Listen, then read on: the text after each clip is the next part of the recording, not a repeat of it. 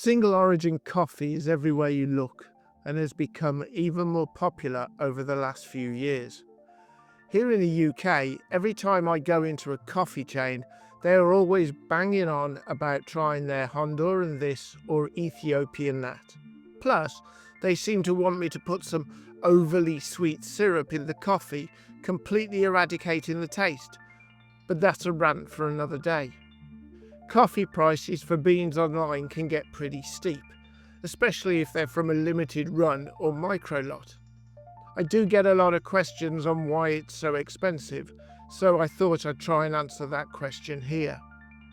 In its most basic stripped down explanation, single origin coffee beans are beans from a specific place or from a specific variety, not mixed with anything else. However, in reality, it can be a little trickier than that. When you buy coffee beans, they usually have the country, for instance Panama, and then either the variety of the coffee, such as Geisha, or it could have the region it's from. So Coffea is the genus. The species in this case is Arabica. The variety is Geisha. Or it may have the country, let's say Costa Rica, and then the area it's grown, such as Tarrazú. Now, Colombia Supremo is classed as a single origin coffee, but Supremo denotes the bean size, not the location and not the variety. Colombia also sells Excelso, almost identical to Supremo, but with smaller beans. Honduras sells a single origin coffee called Honduras SHG. SHG stands for strictly high grown. So this denotes the altitude that the beans were grown at. Again, nothing to do with the variety or the location. So even though both the Colombian and the Honduran are marketed as single origin, they are probably still blends from different farms. There are many more of these different denotations, all of them not in any way helping you understand what you are actually drinking. Let me know down in the comments if you get confused by the different single origin labels. We can get even more granular when we are discussing microlots. This is usually when coffee has come from a single and specific farm or estate. I could name Sea Island Clifton Mount Estate, an estate lurking in the Jamaican mountains, or small batch Ethiopian Nano Chala. These beans are all sourced from a small cooperative in Igaro in western Ethiopia. The point I'm trying to make here is that single origin coffee labels quite often can be confusing and the buyer doesn't always know or understand what they are getting. Now, if you stroll into your coffee shop of choice to buy some coffee beans and just see the country name, Colombia, Brazil, etc., these are most likely blended beans, in that they are random beans mixed together to form a specific taste profile.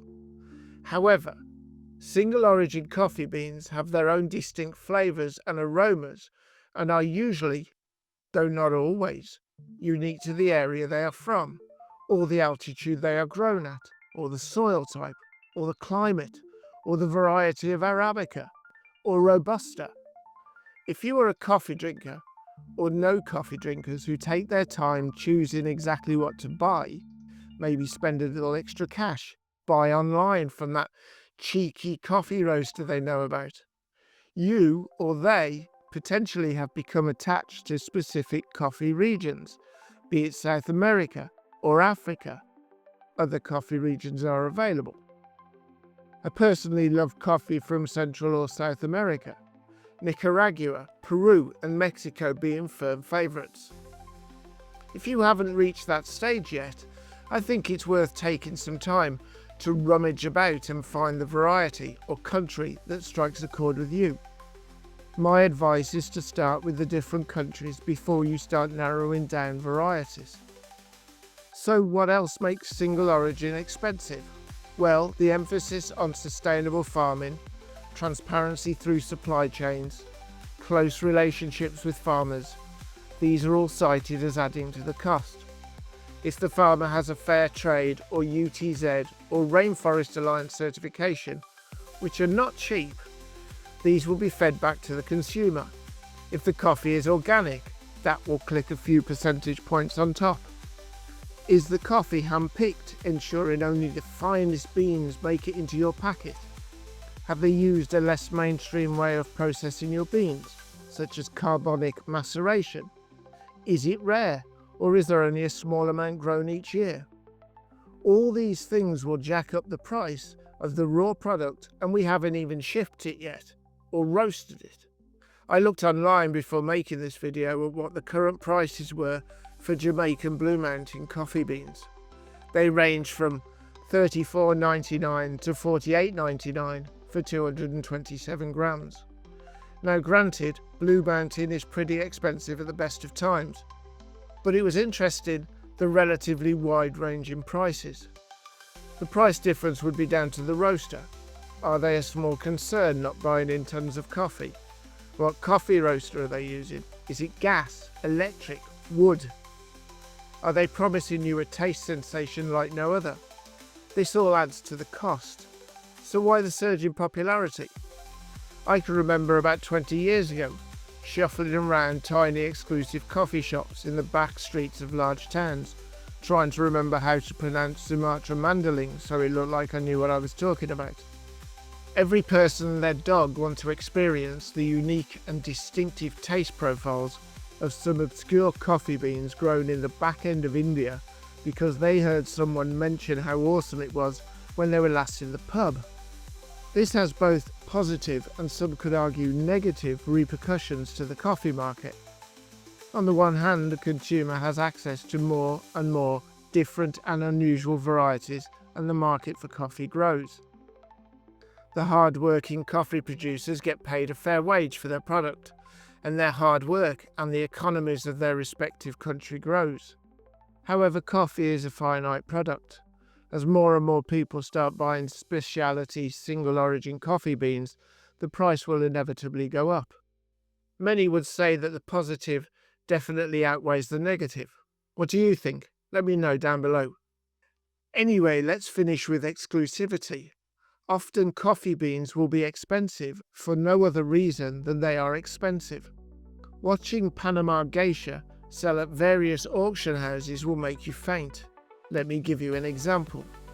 In August 2024, a Leader Geisha Natural Tour, a Panama Geisha from the Lamastus family estate, sold for a record $10,013 per kilogram at the Best of Panama auction. If you need to take a moment, it's cool. I'll wait. Now we mustn't forget that there are outside forces that coffee farmers can't fully control. Droughts, floods, hurricanes, earthquakes, insect attacks and diseases like coffee berry borer and coffee leaf rust. Whole harvests can be lost in one fell swoop. Coffee farming isn't easy. And remember, if you want to save a few quid on coffee, you can always buy in bulk or look for companies having sales. Take advantage of free shipping if you buy a certain amount.